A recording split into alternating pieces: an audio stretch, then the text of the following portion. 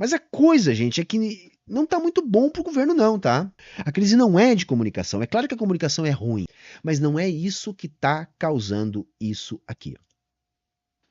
Isso aqui, galera, tá?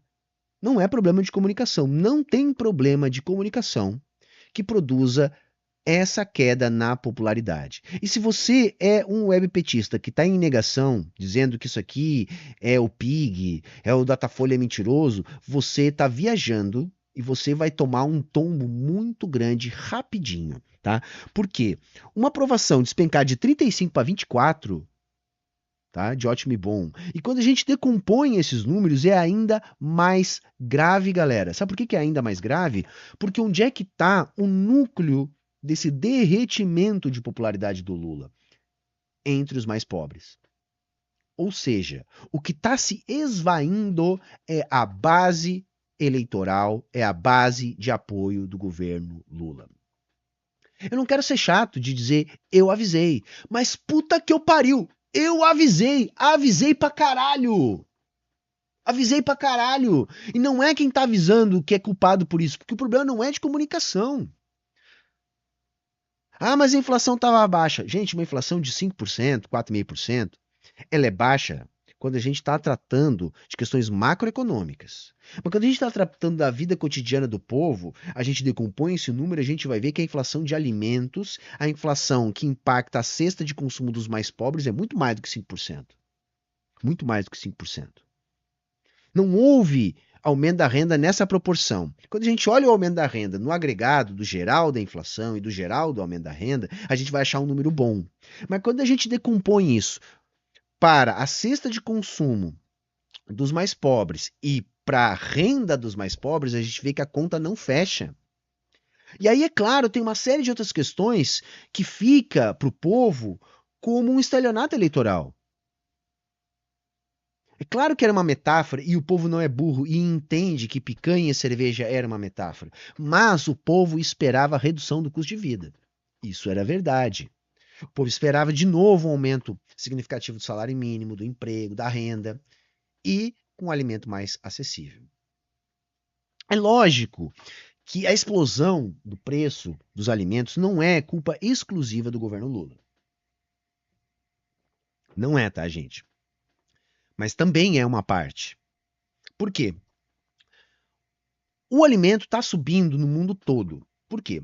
O mundo todo já se ligou que há uma nova Guerra Fria, que há uma nova conjuntura de barreiras tarifárias. Os Estados Unidos está com uma série de problemas, sobretudo com uma inflação interna. Isso faz com que o preço dos alimentos suba no mundo inteiro. Se a gente olha para o preço dos alimentos, está subindo no mundo todo. Tá? Então, assim, o problema não é do fiscal do Brasil que o alimento está mais caro na Alemanha e nos Estados Unidos. Não é, tá, gente? Também a gente vai ter alguns alimentos que vão ter quebras de safra, por exemplo, como o caso do café. O café é um dos maiores vilões aí da inflação. Mas, gente, o café é uma parada que demora pelo menos 2 anos entre você plantar e você colher. Pelo menos 2 anos, às vezes 3. A gente teve uma quebra de safra. Então, isso também joga muita pressão. Como em outros momentos nós tivemos sobre outros alimentos, também tem sobre o café. Mas tem uma coisa que não dá para tirar a culpa do governo, que é o impacto do dólar. Se é verdade que o fiscal não é responsável pela inflação, ou mais especificamente pela inflação de alimentos, o dólar vai impactar. Com certeza o dólar vai impactar. Por vários fatores. Primeiro, porque a elevação do dólar é perda do poder de compra da classe trabalhadora na veia. Há uma transmissão direta de inflação. Então, o alimento fica mais caro. Segundo, dólar mais caro, ausência de controle dos fluxos de exportações de alimentos faz com que o produtor prefira exportar do que vender para o mercado interno.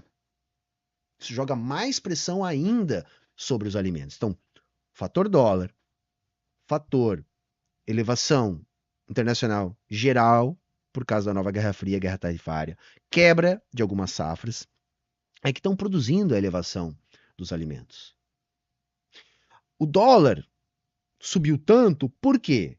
Porque até o final do mandato do Campos Neto, simplesmente nós passamos por um brutal ataque especulativo e o Banco Central ficou olhando. Eu suspeito que algumas pessoas estavam ganhando milhões.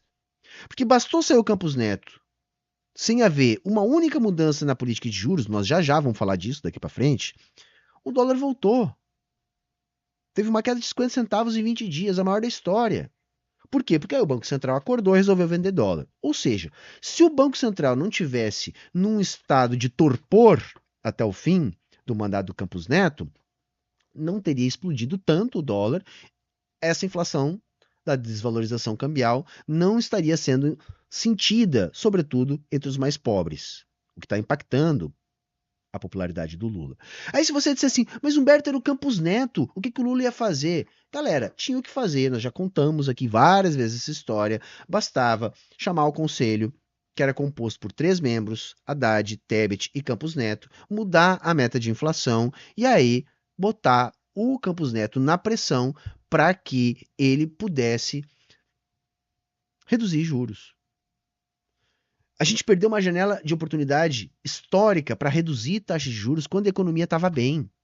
A economia dava bons sinais, relativamente bons, vai, mas assim, a gente teve algumas questões importantes. Primeiro, os gastos com a pandemia, que vão gerar um drive, né, de déficit público e, portanto, de crescimento da economia, e depois a PEC da transição, que rendeu até o ano passado, porque a economia de 2025 foi produzida em 2024, em 2024 tinha a PEC da transição. Começou a findar esse ciclo de gasto público que estimula a economia. E aí começou a valer a verdade sobre o teto de gastos do Haddad, esse novo arcabouço fiscal, que já começa a impactar. Naquele momento que a economia ainda tinha vitalidade, a gente tinha margem, os Estados Unidos estava reduzindo juro, o Brasil podia reduzir juro e a economia podia bombar. O Brasil poderia crescer 1% a mais, 1,2%, 1,3%, teríamos dados muito mais vigorosos. Mas não. O Lula não tomou essa atitude, não decidiu peitar, ficou apenas fazendo falas contra o Campos Neto, mas dentro daquilo que ele podia fazer, que era mudar a meta de inflação, ele não fez. Ficou muito mais no campo da demagogia do que no campo da prática. E aí deu, muda a conjuntura internacional, agora é mais difícil para derrubar o juro, porque já há uma pressão inflacionária, né? E aí, inflação de alimentos. E aí você junta isso, e eu estou aqui tentando mostrar para vocês por que não é fake a queda de popularidade do Lula no Datafolha. Aí você junta com a inflação de alimentos toda essa frustração relativa. As pessoas esperavam uma coisa com o retorno do Lula, já se passou aí mais de ano. As pessoas estão vendo que não aconteceu. Melhorou em relação ao Bolsonaro? Sem dúvidas. A questão para mim não é essa. Mas a gente esperava mais enfrentamento, a gente esperava mais. Não é o que está acontecendo. E aí, gente, você tem ataque ao BPC, você tem uma série de políticas de privatizações, inclusive avançando sobre presídios, sobre escolas, etc. Tudo isso é instrumentalizado pela direita, que tem uma presença sempre mais forte nas redes, porque as redes não são neutras, estão do lado deles. E aí não adianta ficar botando a culpa na comunicação. Não adianta botar a culpa na comunicação. Quando o problema é a economia. O problema é a economia. Não dá simplesmente para dizer que a economia está bem e que o povo está do lado do Lula ou que o povo não está por causa de um problema de comunicação. A melhora foi residual, já está se desintegrando e ainda há uma pressão muito forte sobre os alimentos, sobre a inflação. Numa renda curta para garantir o básico para a população, que se frustra diante da expectativa criada com a eleição do Lula. Então a base está se perdendo por falta de enfrentamento político. Gente, eu separei aqui alguns dados para a gente ver o que tem pela frente. Por exemplo, saiu a PMS, né, que é a Pesquisa Mensal de Serviços de dezembro. Gente, a gente teve uma retração de 0,5 ponto percentual no setor de serviços em dezembro. Só que o setor de serviços na economia brasileira representa 40% do PIB. O mercado estava esperando para dezembro um crescimento de 0,1%, 0,2%, até 0,3%. Veio uma retração. Claro que quando a gente olha o setor de serviços no ano passado, no ano inteiro a gente vai ter um crescimento de 3% no ano. Mas esse impacto de dezembro, de 0,5%, vai praticamente zerar o crescimento de dezembro. Então o PIB, não só de dezembro, mas do quarto trimestre, provavelmente vai vir zerado. E aí qual é o ponto importante? Em dezembro foi antes desse último choque de juros. onde o Galípolo deu continuidade. Claro que já havia um indicativo do Banco Central, ainda da época do Campos Neto, que nós teríamos mais 2 aumentos de juros. E o Galípolo seguiu, assim como vinha seguindo nas indicações dos seus votos, ainda na época do Campos Neto. Mas qual é o ponto? A economia já estava dando sinais de desaceleração. Tá caindo o mundo aqui fora, tá, gente? Se cair a live, é isso, tá até piscando a luz aqui. Vamos torcer pra gente ter internet até o final da live. Mas enfim, tá começando um temporal aqui. Mas como eu tô dizendo, antes do último choque de juros, ou seja, algo que freia ainda mais a economia já estava desacelerando em dezembro. Porque essa aceleração que a gente estava vendo até o ano passado, como eu disse há pouco, era produto da PEC da transição que liberou verba para investimento público. Vocês conseguem entender? Aí o que a gente teve? Uma economia que já estava desacelerando e aí veio mais uma paulada de juros. Novembro a gente já tem dado, tá? Do IBCBR, que é uma prévia do PIB, né? Do índice do Banco Central. Novembro a gente já teve queda na indústria, a gente já teve queda no varejo. Novembro, antes do tarifaço de juros. Tudo bem que a inflação em janeiro ficou muito baixa, 0,16%, a menor da história do real. Por quê? Porque a economia já está desacelerando. É flagrante a desaceleração da nossa economia já a partir de novembro. Por isso que o dado de inflação de janeiro veio baixo. Só que depois disso, a gente teve mais uma paulada de juros. Vocês conseguem entender, galera? Mais uma paulada de juros. Então, se com a economia relativamente aquecida, a popularidade do Lula era 30%, 35%, o que vocês acham que vai acontecer se hoje, com o início da desaceleração, ótimo e bom dele, segundo o Datafolha, já está 24%? Vai derreter, gente. Mais ainda, não tem milagre. Enquanto a gente não entregar uma economia política que delimite bem o campo do que a esquerda quer, do que a direita quer, enquanto o nosso discurso for esse aqui, deem uma ligada, tá? Nesse videozinho que eu vou botar aqui do líder do governo no Senado, o senador Rogério Carvalho. Deem só uma ligada nisso aqui para ver se não é o que eu estou dizendo. Esse negócio de direita e esquerda, tem gente de direita que não é golpista. Tem gente que é de direita que defende a democracia. Tem gente de direita que tem projeto para o Brasil. E isso precisa ser respeitado, isso precisa ser trazido para o diálogo. Não existe um melhor. O melhor é o que resolve o problema das pessoas. Às vezes, contribuições podem vir da direita, podem vir da esquerda, e a gente precisa entender que essa separação é muito artificializada nesse debate momentâneo no Brasil. Então, você defender que a pessoa possa ter ensino público e gratuito é ser de esquerda, você defender o SUS é ser de esquerda, percebe?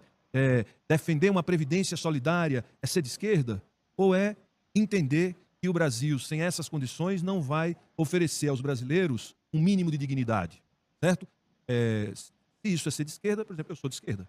Mas se ser de direita é defender a livre iniciativa, então eu sou de direita. Porque Entenderam? É isso. Como é que a gente vai eleger deputado? Como é que a gente vai eleger senador? Se a gente não consegue delimitar um campo político para fazer o embate, para dizer eles gostam disso, eles querem isso, nós queremos aquilo. O nosso projeto é esse, o deles é aquele. Não, o projeto é o mesmo. Tanto faz. Se você olhar, eu sou de esquerda, se você olhar, eu sou de direita. Isso é despolitizante. Até a quinta geração. Aí depois não adianta reclamar que a gente não tem conjuntura no Congresso. Nunca vai ter. Porque a gente não é capaz de defender as nossas bandeiras. O que o governo Lula está tentando fazer, eu digo isso todo domingo, é mostrar para o mercado que executa a política econômica da direita melhor que a direita. Então não vamos eleger gente de esquerda, galera. Vamos cair na real. Vamos cair na real. Tem muita gente boa dentro do PT e no governo, que também está preocupado com a situação. Tá vendo isso, porque isso está dado. Só que tem uma galera que está em negação, gente. Tem uma galera absolutamente em negação. E aí não tem condições.